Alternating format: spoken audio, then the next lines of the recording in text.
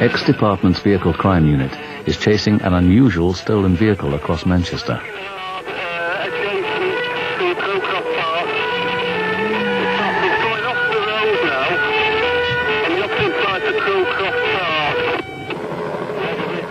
They've been asked to help because they're specialists in pursuing stolen vehicles.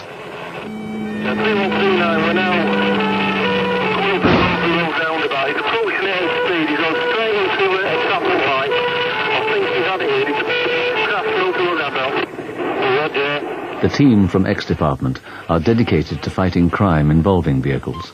As expert drivers, they're always on call to back up other police divisions.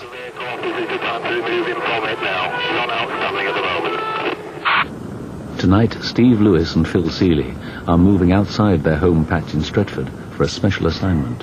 We're making our way now to Bolton Central Police Station, which is on the K Division of the Greater Manchester Police area. We're going there at the request of the plainclothes unit, the Operational Support Unit, who apparently have highlighted a problem that they've got with burglaries where stolen cars are being used as getaway cars. We're there because of the pursuit capability that we add to the operation that the K Division personnel are running.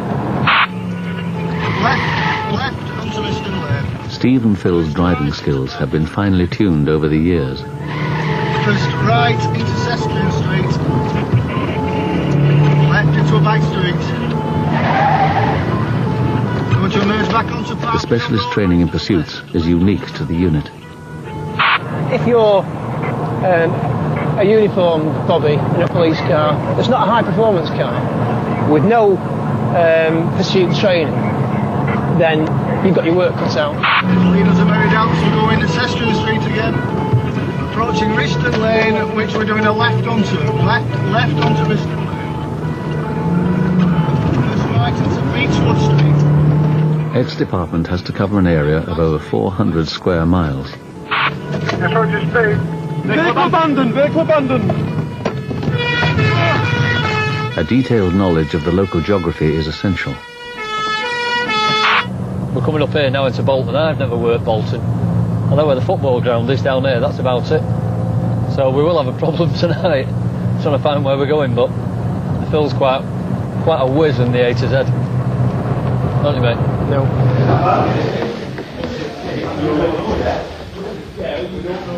The Operational Support Unit, or OSU, in Bolton have set up Operation Cayman in response to an increase in car theft. Welcome to Operation Cayman, and welcome the Stretford officers to the OSU office at Bolton. To put it in a little bit of perspective, since the 1st of March this year we've had 3,000 motor vehicles stolen on this subdivision alone.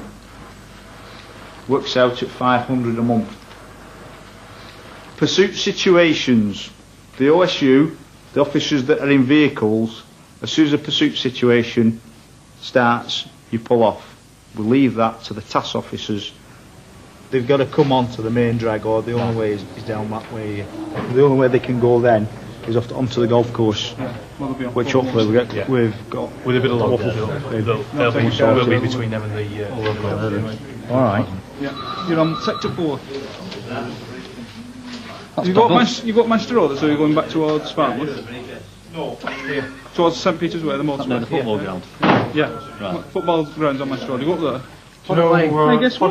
No, we're Plodder Lane. I've heard of it, I don't know where it is. Okay, so you go there, we'll go there. Right. Shows, mate, I'm driving. 2 hours into the operation, they're still waiting to be called into action. But Phil's been busy. I know where we are, mate. We've got it sussed. Plodder Lane towards Overholton, 100 mile an hour. So right, St Helens Road towards the Willows. If we do end up pursuing something, and it's down to the person in the passenger seat, which will be me tonight, to do a commentary. Now that's difficult to do if you don't know where you're going. Wrong direction. That one is wrong direction. Play behind. In this pursuit, the radio commentary helped other police units to converge on the area. He's now onto the correct side of the road and inbound the city on Kingsway. He's now going back over the central reservation. and is now southbound Kingsway out of the city. Yes, he's leaving us. We're doing 70 miles per hour. As the backup patrols closed in, the pursuit was brought to a safe end, although the driver got away.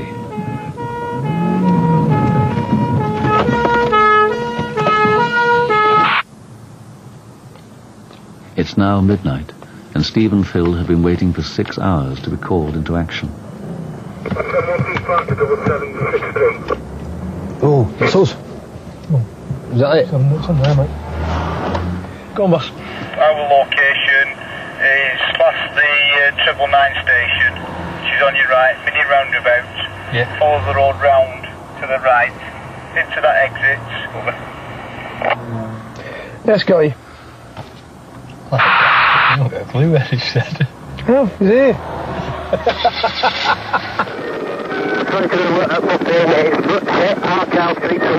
Across town, the helicopter and a police patrol are pursuing a suspicious car, which has refused to stop. Well,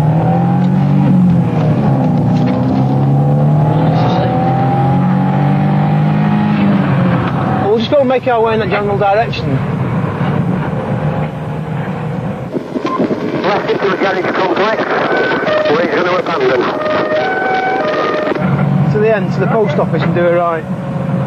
We're miles away. 99, that's 2 out of the vehicle onto the playing field. The driver's gone to the right, the other offender to the left. If he's going to cross this open land, then in the car, there's very little we can do. The driver runs across the field, thinking the darkness will hide him, but the helicopter's heat-seeking camera follows him.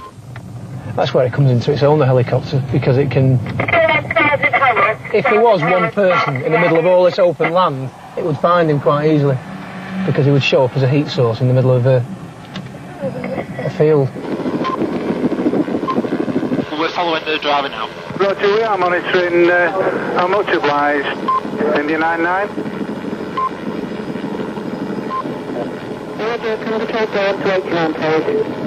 The suspect decides to cut through several back gardens in an attempt to lose his pursuers. If you ask patrols to go on to 89 as soon as possible, we have an offender on the camera. Roger, can our patrols go on to 89, please? Unfortunately for him, he's clearly visible to the helicopter.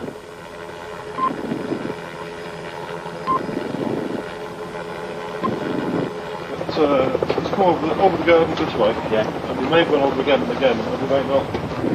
399, can you direct us, please?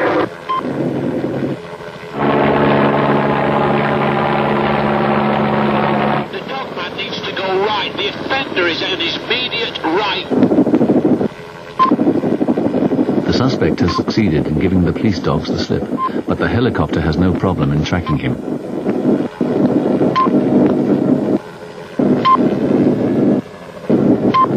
Confident that his escape route is unseen, the suspect appears to know exactly where he's heading.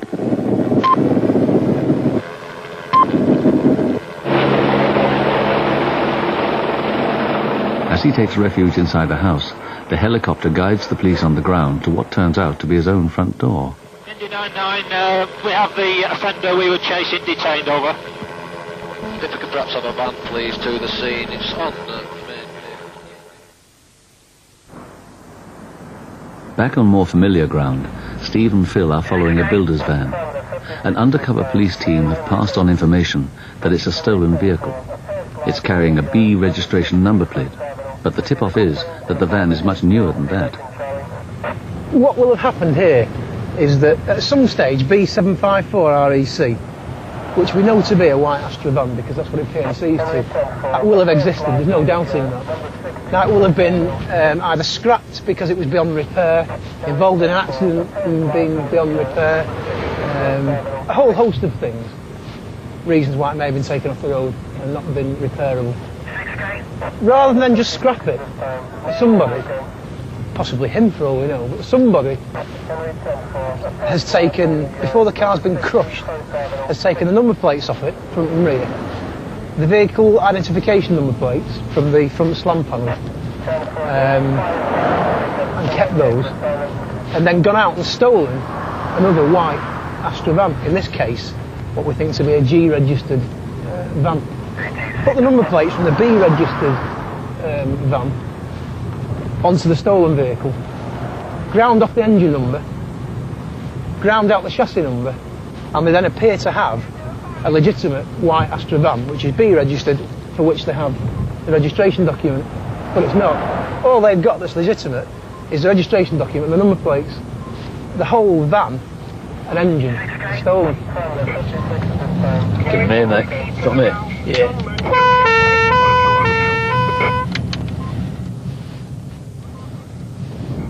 We just want to satisfy ourselves that it is in fact a 1984 or 85. Yeah, no, I'm sure you do. But we won't keep you any longer than is absolutely necessary, I can assure you.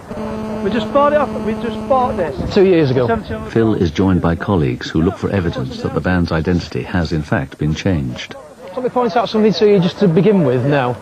In the car there should be stamped into the floor there a chassis number here now, where you can see all that what appears to be filler.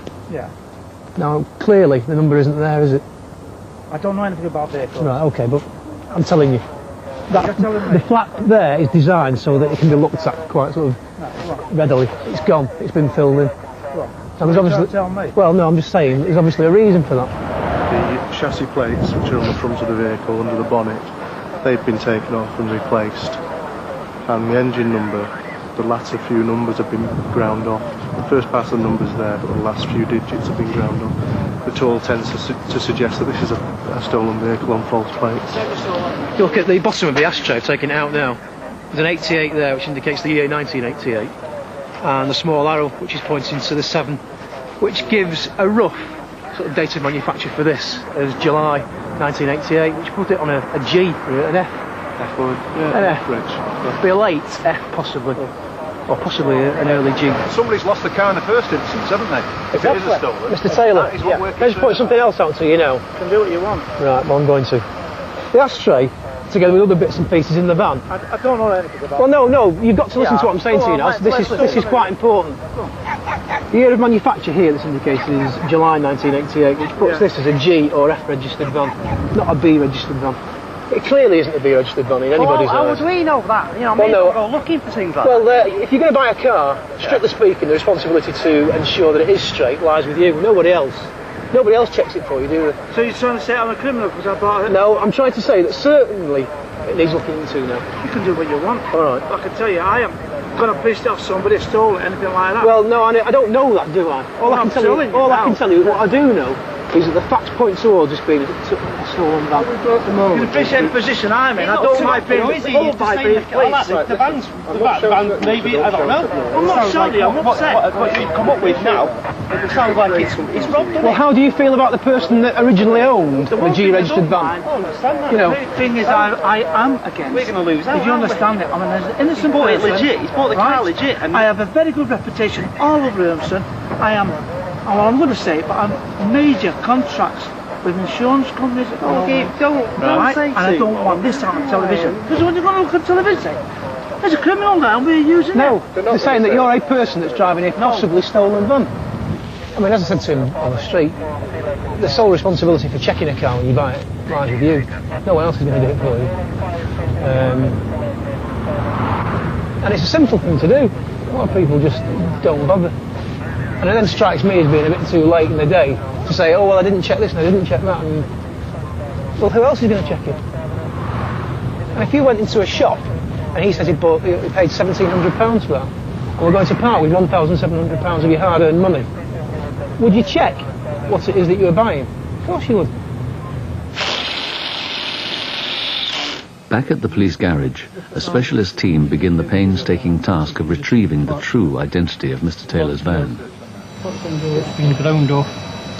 Bits of the trim inside, the shock absorbers on the hatch at the back, everything dates to about 1988. But we need to be able to say that it's this particular car rather than it's a car that was made in 1988. That's no good to us. And hopefully these chaps will be able to tell us shortly.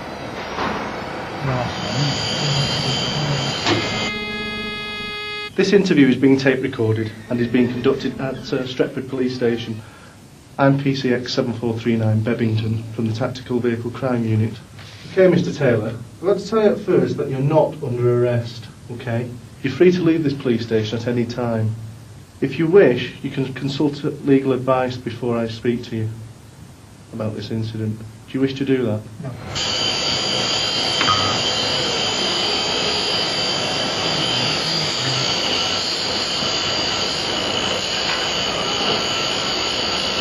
Can you remember when you bought that vehicle? Yeah. Can you remember what date it was? No. Not exactly, no. Can you remember who you bought it from?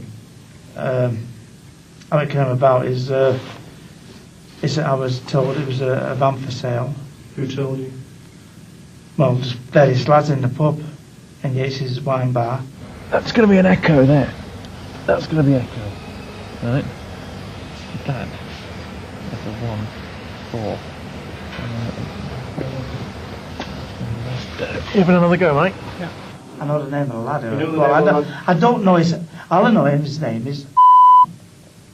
I was told where the vehicle was. I met the chap at the at his waylay. Can you remember the address? No. No. The lad has gone back now just to get a search on the computer, just to see how many white vans of this make and model there are currently outstanding stolen. And they can work back from there then, from the engine numbers, those and chassis numbers, see what they can match up to this one. Oh, excellent. What's the engine number on it? I sent the logbook up. It come back to me saying that they needed some more information, the Swansea. They sent back and said, as far as their records was concerned, that this car had been scrapped. Yeah. Right? Yeah. I remember that. It had been scrapped. Would I supply them with the chassis number? So I supplied them with the chassis number and where it was, sent that back, and they said it was okay and sent me that. That'll do. Thanks a lot. Cheers, Chris. Where's he gone? Foxtrot 895 Golf Juliet Alpha, stolen 26th of May 1992. This man's apparently sold you a scrap car. The police later interviewed another man about the stolen van. He has since been charged with handling stolen goods and is awaiting trial. No charges were made against Mr. Taylor, but he lost the £1,700 he paid for the van, which was returned to its rightful owner. Back on the road, Steve and Phil are called out to help with Operation Beirut, a drugs raid in a neighbouring division.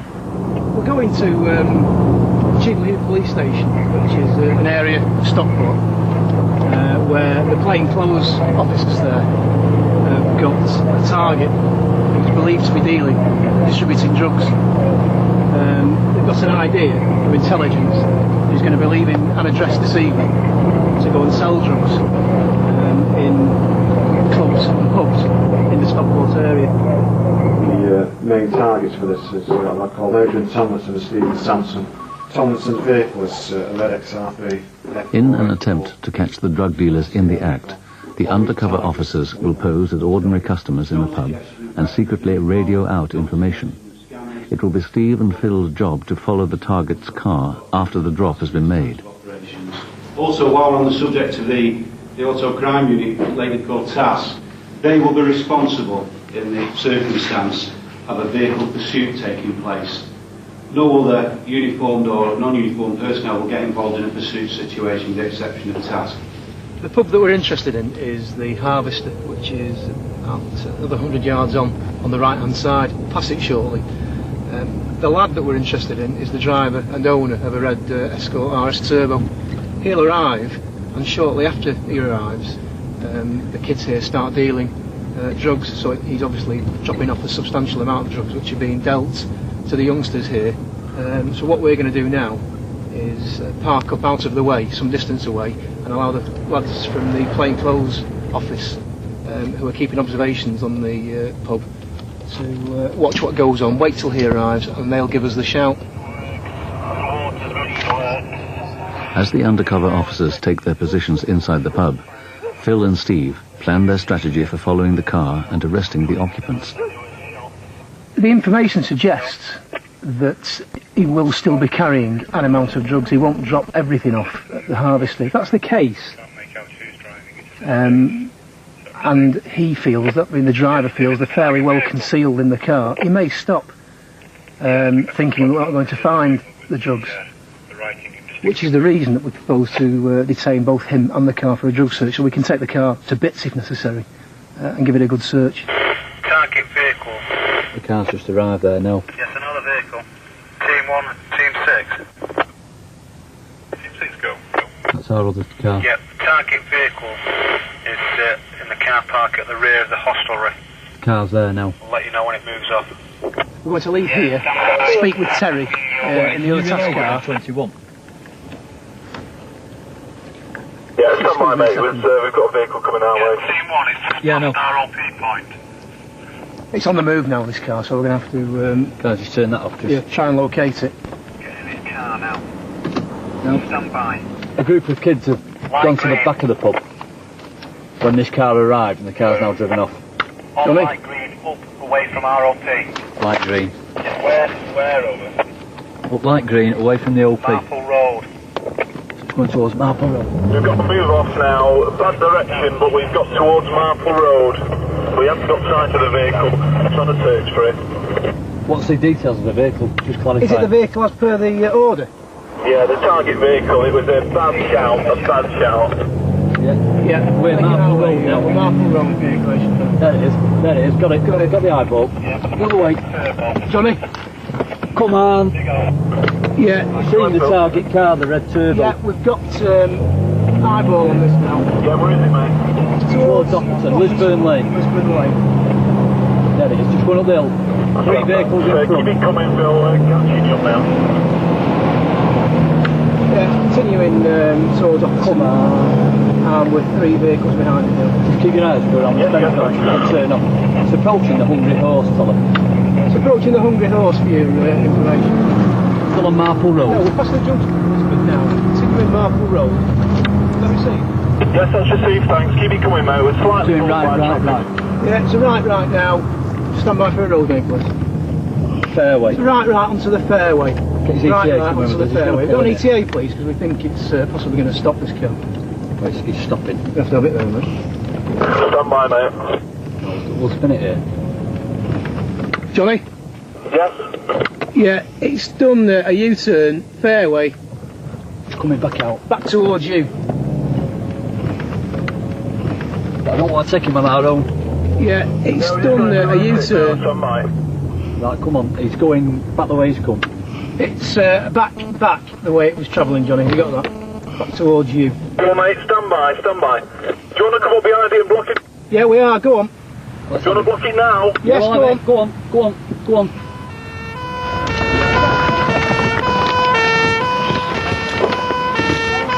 the floor. All right. On the floor.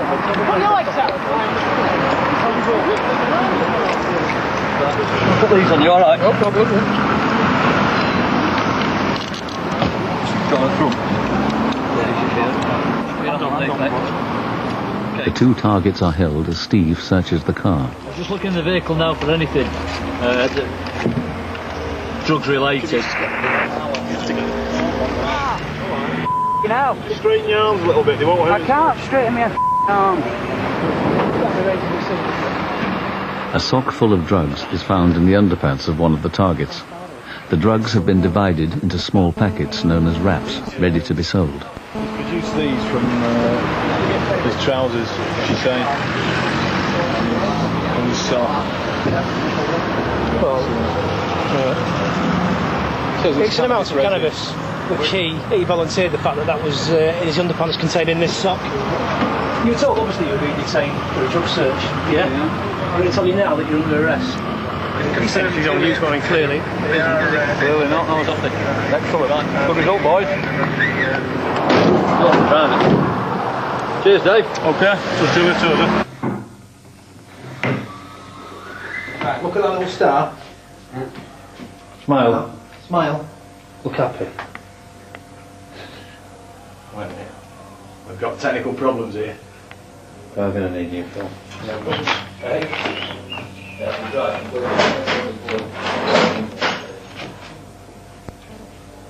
You know anything about these? Hey, empty. Oh no. Well, I've got a rough idea. We're all between us. The two men are brought to Cheadle Hulme Police Station, where they'll be booked in and strip searched. You left one first. Okay. That was it for They are kept apart to prevent them from talking to each other. Hey? gentlemen, please. Right, man. I think you're in there, right? So it's trouble. This gentleman was driving the vehicle. For the time being, he's been detained for a drug search with a view to arresting him for being concerned in the supply of a Class B controlled drug. You understand why you're at the police station? Have you got anything to say at this stage? Okay. Is that the alarm, is it? Can we retain those keys, sir? We're just going to search his car. Yep.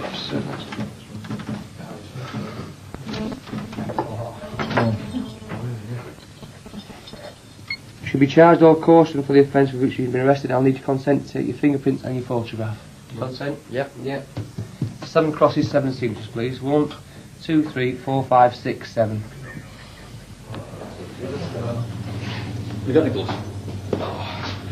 Right, it's been searched in there, strip search, and we found another small wrap which was secreted down his underpants and between his legs. So we've got one small wrap which he says is for his own use. So obviously I just want some gloves now because I'm not going to pick, with no disrespect to him, I'm not going to pick that up. Where's he going? Sold 2? Sold 2. Right, that. Said item. You say, any gloves? This extra fine is enough to charge Tomlinson. Quantity of what he says is also cannabis has been found on his person, and he's subsequently been arrested for possessing a Class B controlled drug with intent to supply. Where was it? Down his pants, yeah. You got anything to say about that? Yeah, what are you in contact with a solicitor? Yes, you want a solicitor. Okay, no problems. Okay. Operation Beirut is now over for Steve and Phil. 13 hours. When did the overtime period finish? Not sure. Didn't finish yesterday, did it? No. Oh, there was 13 hours, 15, 16, about 18 hours to be rafts.